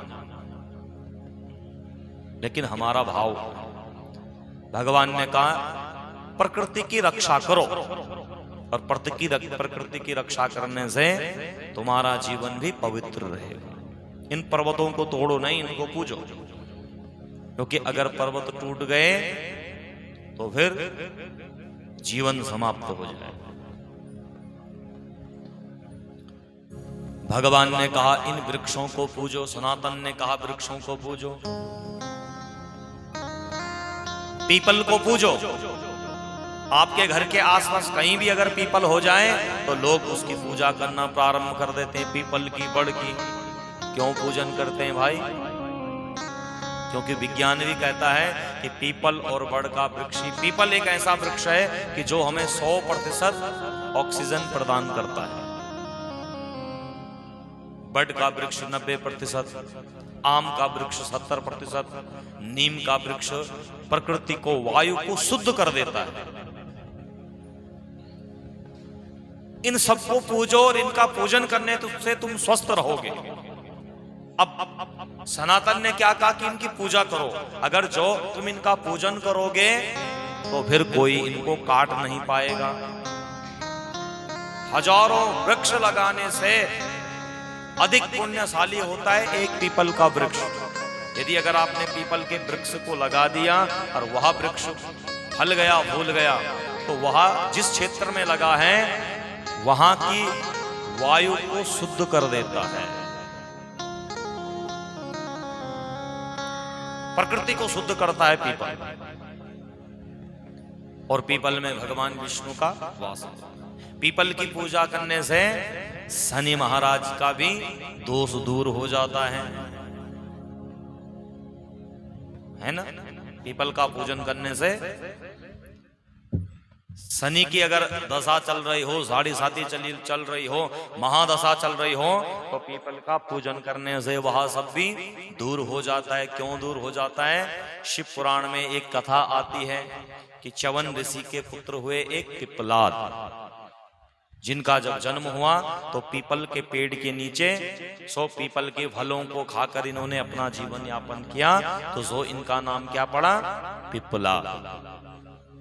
एक दिन इन्होंने मैया पार्वती और भगवान शिव से कहा, बोले बाबा एक बात बताओ कि जब मेरा जन्म हुआ तो मेरी माता और पिता का देहांत क्यों हुआ, क्यों उनको शरीर त्यागना पड़ा। तो इन्होंने बाबा ने कहा, बोले हे पिपलाद, जब तुम्हारा जन्म हुआ तो उस समय तुम्हारी कुंडली में शनि की भयंकर महादशा चल रही थी, जिसके कारण तुम्हारे माता पिता दोनों समाप्त हो गए। तो आज पिपलाद जी ने शनि महाराज को श्राप दे दिया। बोले हे शनि, मैं तुम्हें श्राप देता हूं कि 5 वर्ष तक के बालकों की कुंडली में यदि अगर शनि की महादशा होगी तो तुम उस पर अपना प्रभाव नहीं जमा पाओगे। श्रापित कर दिया शनि को। और पीपल का पूजन करने से शनि की महादशा दूर हो जाएगी। या श्राप हनुमान जी का पूजन करने से भी शनि उन पर असर नहीं किया करते, शनि की महादशा दूर हो जाती है ना। आप मंगलवार और शनिवार के दिन हनुमान चालीसा का पाठ करते हैं, सुंदरकांड का पाठ किया करते हैं, तो कहते हैं कि जिसके जीवन में महादशा चल रही हो शनि की, तो हनुमान जी की उपासना करे, सुंदरकांड का पाठ करे। क्यों? क्योंकि हनुमान जी का पूजन करने से शनि उस पर बड़े प्रसन्न हो जाते हैं। बड़ा सुंदर रहस्य है कि जब बंधुओं लंकापति रावण ने सारे नक्षत्र, ग्रह, तारे इत्यादि सबको बांध कर रखा था लंका में, सबको लंका में बांध कर रखा था। और रावण जानता था कि जब तक मृत्यु योग कौन बनाते हैं? ग्रह। तो ये ग्रह अगर इनको मैं अपने अधीन रखूंगा तो मेरा मृत्यु योग नहीं बनेगा। तो सबको मोटे मोटे सांकलों से बांध कर रखा है। सो शनि को भी बांध दिया और शनि को इन्होंने उल्टा लटका रखा है और बड़े बड़े सांकलों से बांध दिया शनि को, क्योंकि रावण जानता था कि शनि की जिस पर दृष्टि पड़ जाए उसका पतन हो जाता है। एक बार राजा दशरथ पर शनि की महादशा आई और शनि की जब दृष्टि पड़ी तो राजा दशरथ का स्वर्गलोक से पतन हो गया था। सो शनिदेव को रावण ने बांध के रखा है। अब जब हनुमान जी लंका में गए तो हनुमान जी ने सारे नक्षत्र, तारों, ग्रहों इत्यादि सबको मुक्त कराया। इतने में देखा कि एक काला काला झांवला सा एक व्यक्ति उल्टा लटका पड़ा है। सो उल्टा बांध कर रखा है रावण ने। तो भगवान हनुमान जी महाराज ने कहा, बोले महाराज महोदय आप कौन हैं? बोले महाराज मैं शनि हूं। हनुमान जी ने कहा, तुम शनि हो तो फिर तुम उल्टा क्यों लटके हो भाई? हमने तो सुना है कि जिस पर तुम्हारी दृष्टि पड़ जाए उसका पतन हो जाता है, लेकिन तुम तो यहीं उल्टे लटके हो।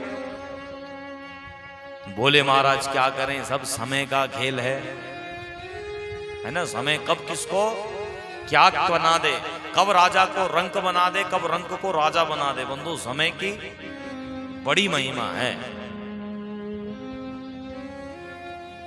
तो हनुमान जी से कहने लगे, बोले महाराज मुझे मुक्त कराओ। हनुमान जी हंसने लगे, तुम्हारे जिसकी तो दृष्टि में ही इतना बल हो तो तुम्हारा बल कहाँ छीर्ण हो गया। बोले हनुमान जी इस समय ये सब बहस करने का समय नहीं, तुम मुझे मुक्त करा दो, लेकिन याद रखना मुझसे नजर मत मिलाना, मुझसे दृष्टि मत मिलाना। अब हनुमान जी ने बंधुओं अपना मुख पीछे करते हुए शनि को सांकलों से खोला और यहां से उठाकर दूर पटक दिया। दूर जो फेंका तो शनि के शरीर को सांकलों से बांधा हुआ था। सो इन्हीं सांकलों से शनि के शरीर पर घाव बन गए। अब हनुमान जी से कहने लगा, बोले हनुमान जी तुमने मुझे मुक्त तो कर दिया, लेकिन मेरे सारे शरीर पर घाव बन गए। इन सब से मैं कैसे मुक्त हूं? मेरे शरीर पर पीड़ा हो रही है। तो हनुमान जी महाराज ने कहा, बोले महाराज अब मैं यहाँ तुम्हारे लिए कौन सी औषधि लेकर आऊं? सो अपनी पूंछ उठाई। बोले सारे नगर के लोगों ने तो इस पूंछ पर तेल लगाई हुई है। रहा न नगर बसन घृत तेला।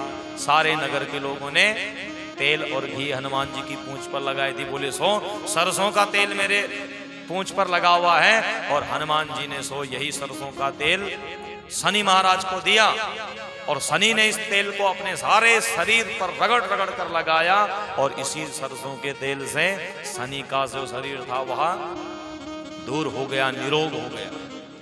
तो सरसों का के तेल में बंधो, सरसों वह औषधि है कि शरीर पर कहीं चोट लग जाए, सरसों का तेल लगाने से ठीक हो जाता है। आंख में कुछ कूड़ा करकट चला जाए, शुद्ध सरसों का तेल डालने से वो कूड़ा करकट समाप्त हो जाता है। कान में कोई बीमारी हो गई, सरसों का तेल से ठीक हो जाता है। पेट में यदि अगर गर्मी हो तो नाभि में 3 बूंद सरसों के तेल से वो ठीक हो जाता है। यहां तक कि माइग्रेन जैसी बीमारी में भी शुद्ध सरसों का तेल में जल मिलाने से, पांव की मालिश और सिर की मालिश करने से यह रोग भी ठीक हो जाता है। अब हम सब अपने इन फ्री की औषधियों को छोड़कर सो दवाइयों के पीछे दौड़े पड़े हैं। और एक दवाई खाने से रोग तो ठीक होता है, लेकिन वह दवाई शरीर में 10 रोगों को उत्पन्न कर देती है। हाँ, वो रोग तो ठीक हो जाता है, तो प्रयत्न करें कि दवाई को जितना कम से कम खाएं। और कई दवाइयां तो ऐसी हैं कि जो अन्य विदेशों में जिन पर बिल्कुल बैन लगा है, भारत में खुलेआम बिक रही हैं।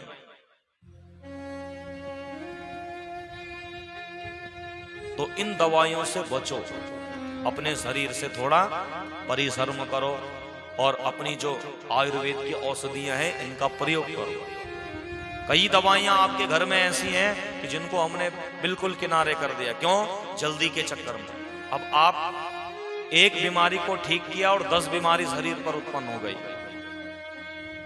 तो सो शनि महाराज ने बंधुओं उस दिन से अपने भक्तों से कहा कि हे कलयुग के मानवों, आज के बाद जो मुझे तेल अर्पण करेगा, जो मुझ में तेल अर्पण करेगा, उसके शरीर से समस्त रोगों का मैं विनाश कर दूंगा। उसके जीवन से शनि की दशा, महादशा यदि अगर चल भी रही होगी तो वह उसको पीड़ा नहीं पहुंचेगी। उसी दिन से शनिवार के दिन आप लोग तेल का दान किया करते हैं।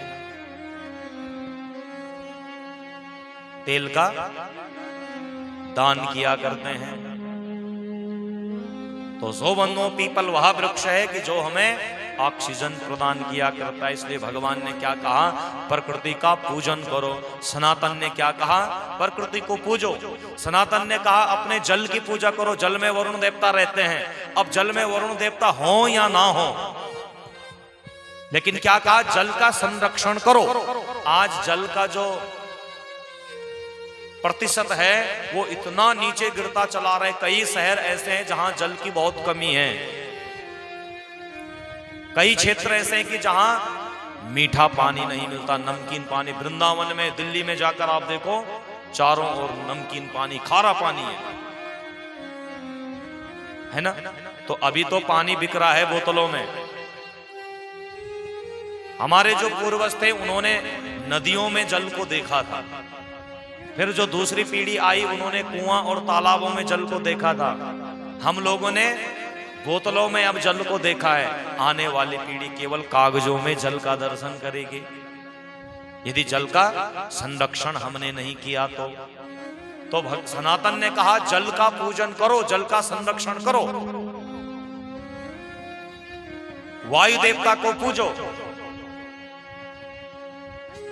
सनातन धर्म अपने आप में विज्ञान, बल्कि विज्ञान ही सनातन धर्म है। यहां तक कि सनातन धर्म ने बंधुओं, जो नासा की सैटेलाइट ने लाखों रुपए खर्च करके बताया था कि चंद्रमा की दूरी इतनी दूरी है, सूर्य की इतनी दूरी है, 80 रुपए के पंचांग ने उसको पहले ही लिख दिया। मात्र हमारे ऋषि मुनियों का जो पंचांग छपकर आता है उसमें सब लिखा हुआ है। अभी जब भगवान ने चंद्रयान 3 की सफल लैंडिंग की तो उसमें पंचांगकर्ता ने पहले ही लिख कर दिया है कि इस समय भारत कोई बड़ी उपलब्धि को प्राप्त कर सकता है। और भारत ही वह देश है कि जो पहली बार चांद पर गया। अमेरिका इत्यादि लोगों ने झूठ बोला कि नील नाम के जो व्यक्ति थे वो चंद्रमा पर गया। अब जब बंधुओं सोचो आप, जो व्यक्ति चंद्रमा पर गया तो वो चंद्रमा से नीचे आया कैसे? ये समझ से बाहर है। वो चंद्रमा से नीचे कैसे आया? क्योंकि जब इतनी बड़ी मशीन जो ऊपर लगी थी जाने के लिए, वहां वो मशीन पहले से किसने लगाई और अपने साथ में ले गया, तो इतना ईंधन कहां से आया? तो ये सब झूठी बातें हैं। चंद्रमा पर जाने वाला भारत ही एक पहला देश है। और अभी जो उसके जो महानायक थे उन्होंने क्या कहा कि यह सब ज्ञान हमें सनातन धर्म से मिला और वेदों से मिला। सफल लैंडिंग होने के बाद पहला उनका यही बयान था कि वेदों ने हमारी सहायता की, क्योंकि हमारी जो नवग्रह मंडली जो चौकी बनती है ना, नवग्रह मंडल की जो चौकी है, ऋषि मुनियों ने सारे ग्रहों को बनाया है, उसके बीच में भगवान सूर्य हैं। और यदि अगर आप विज्ञान पढ़ेंगे तो सूर्य के सारे ग्रह सूर्य और पृथ्वी का चक्कर लगाते हैं, सारे ग्रह सूर्य से बाहर हैं और भगवान सूर्य बिल्कुल बीच में। आप देख लेना, नवग्रह मंडल को देखना, भगवान सूर्य बीच में है। अब आप सोचिए कि ऋषिकर्ताओं ने कितना शोध किया होगा।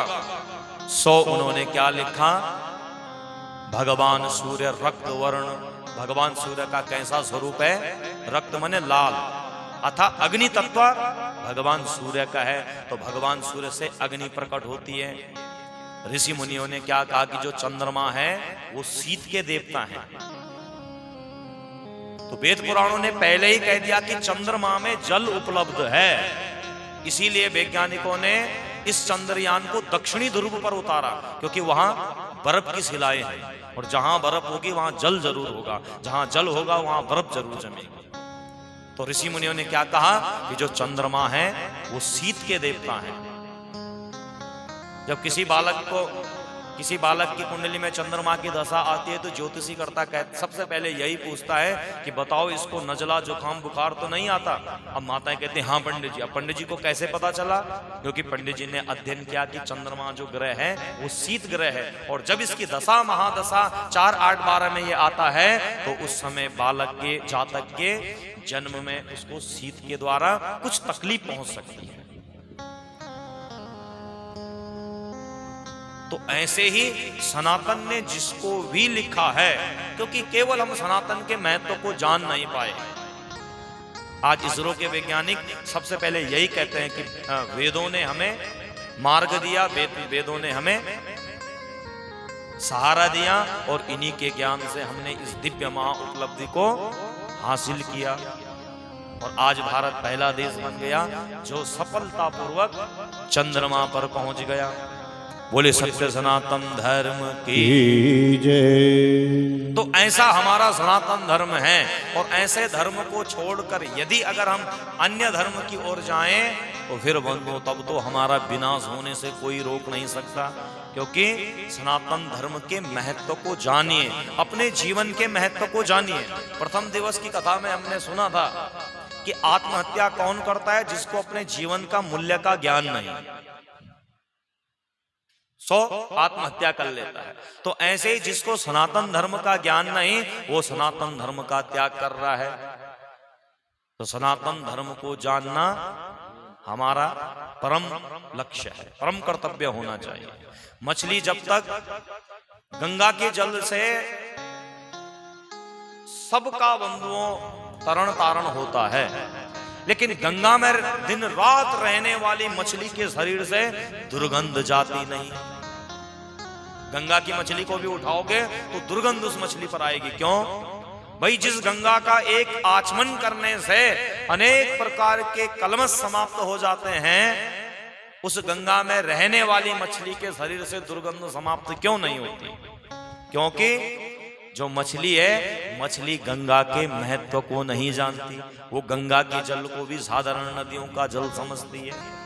तो ऐसे ही जब तक सनातन धर्म के महत्व को नहीं जानोगे, सनातन धर्म को पढ़ोगे नहीं, सनातन धर्म को समझोगे नहीं, तब तक तुम्हारा कल्याण होने वाला नहीं। सनातन को समझिए, क्योंकि सनातन से बढ़कर, सनातन से श्रेष्ठ, सनातन से पवित्र दूसरा और कोई धर्म नहीं हो सकता।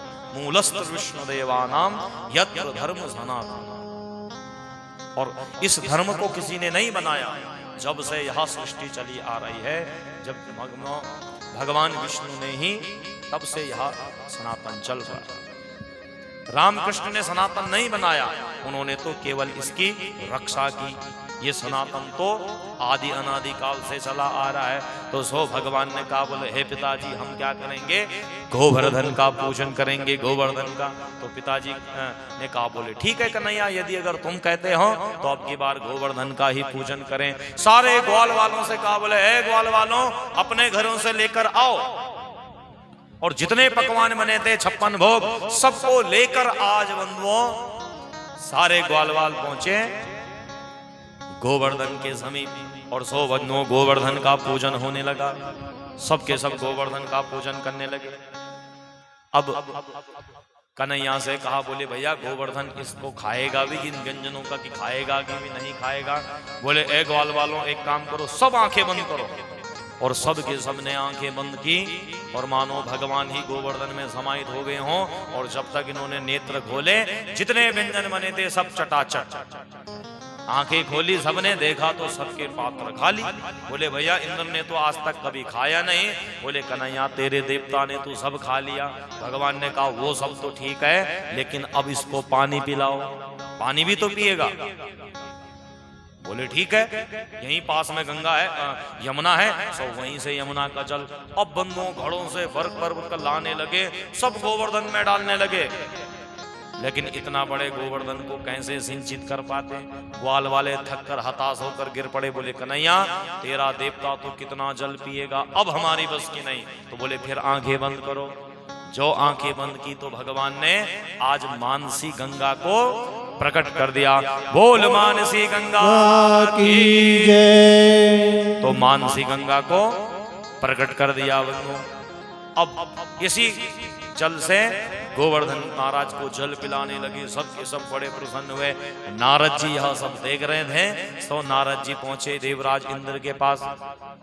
सो चरणों में वंदन इत्यादि किया और इंद्र से कहा, बोले देवराज इंद्र ये बताओ आज कौन सा दिन है। इंद्र ने कहा कौन सा दिन है, मतलब मेरी समझ में नहीं आया नारद जी क्या कहना चाहते हो।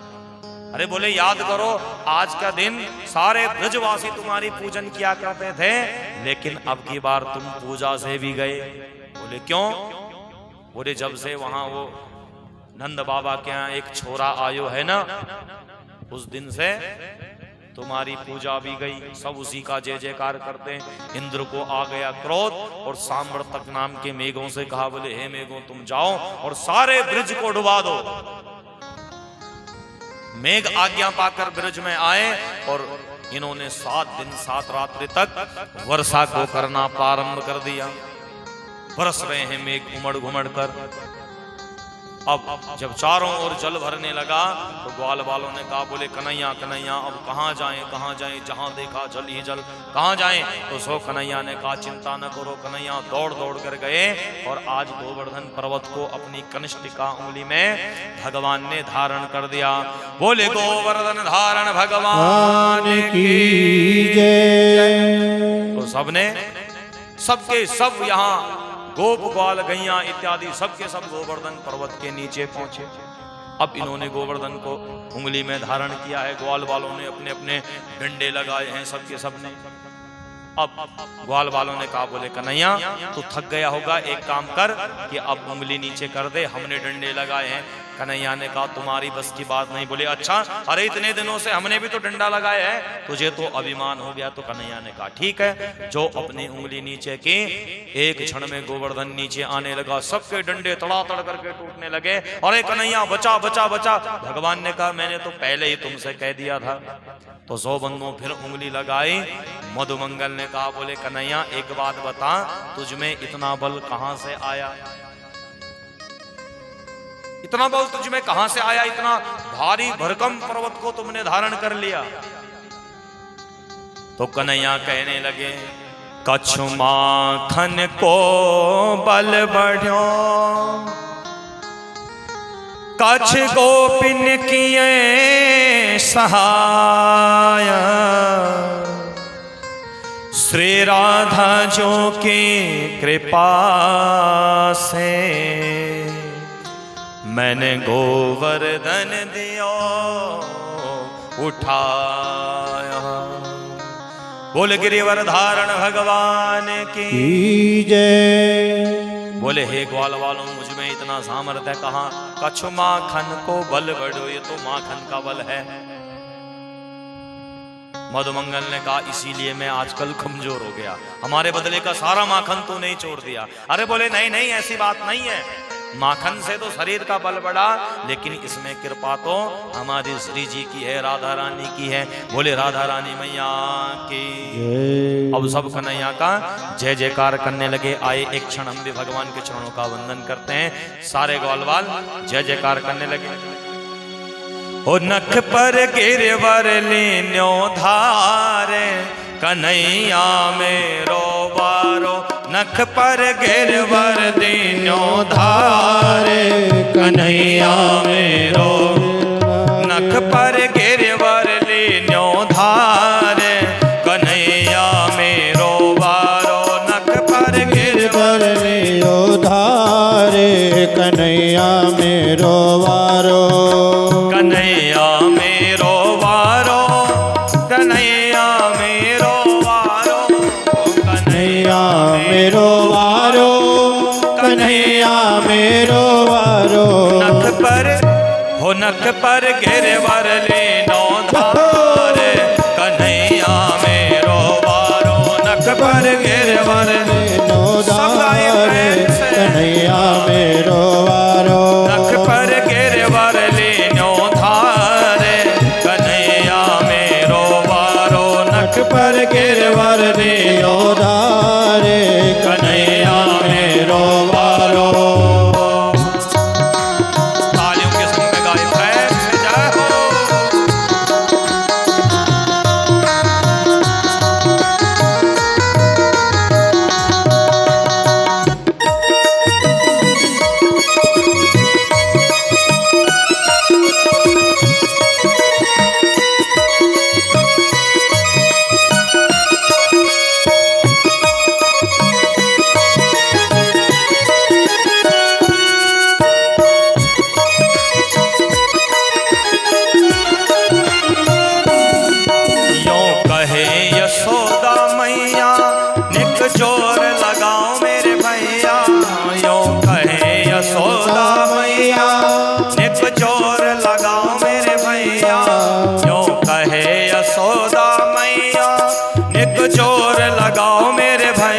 गिरवर हो गिरवर में जो बोझ अपार, कन्हैया मेरो वारो। गिर पर ने में बोझ अपार, कन्हैया मेरो वारो। नख पर गिरवर लीन्यो धारे, कन्हैया मेरो वारो। नख पर गिरवर लीन्यो धारे, कन्हैया मेरो वारो।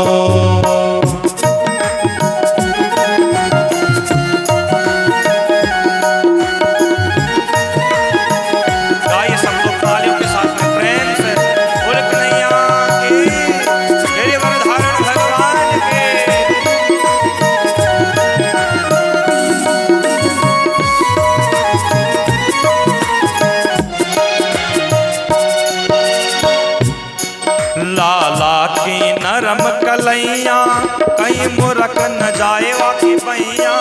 लाला के नरम कलैया कहीं मुरक न जाए वाकी पैया। लाला के नरम कलैया कहीं मुरक न जाए वाकी पैया। लाला के कलैया कहीं मुरक न जाए वाकी पैया। कैसे हो कैसे झेलो इतनो भार, कन्हैया मेरो वारो। कैसे झेलो इतनो भार, कन्हैया मेरो वारो। नख पर गिरवर लीन्यो धारे, कन्हैया मेरो वारो। नख पर गिरवर लीन्यो धारे, कन्हैया मेरो वारो। कन्हैया मेरो वारो।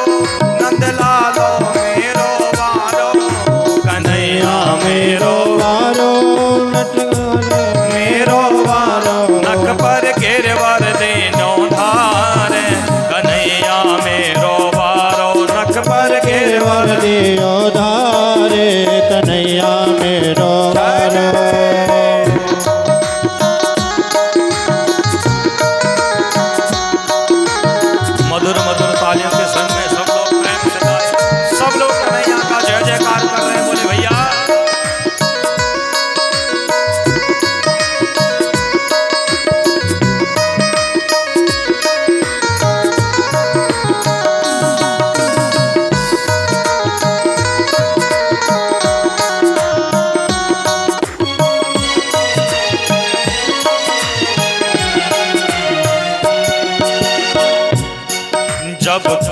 करो कीनो तो ब्रज गोवर्धन लीनो। जब कोप इंद्र ने कीनो तब ब्रज गोवर्धन लीनो। जब कोप इंद्र ने कीनो ब्रज गोवर्धन धर लेनो। जब कोप ने कीनो ब्रज गोवर्धन धर लेनो। बादल हो मेघ बरस बरस गए हारे कन्हैया मेरो वारो। मेघ बरस बरस गए हारे कन्हैया मेरो वारो। बादल बरस बरस गए हारे कन्हैया मेरो वारो। बादल बरस बरस गए हारे कन्हैया मेरो वारो। कन्हैया मेरो वारो नंदलाला मेरो वारो। कन्हैया मेरो वारो नंदलाल मेरो वारो। नख पर हो नख पर गिरवर दीनो धारे कन्हैया मेरो वारो। नख पर गिरवर देयो धारे कन्हैया मेरो वारो। यो कहे पूछ रे पारो लठिया को दियो सहारो। यो कहे पूछ रे पारो लठिया को दियो सहारो। रे मन हो रे मन हो रे मन भजले कृष्ण मुरारे।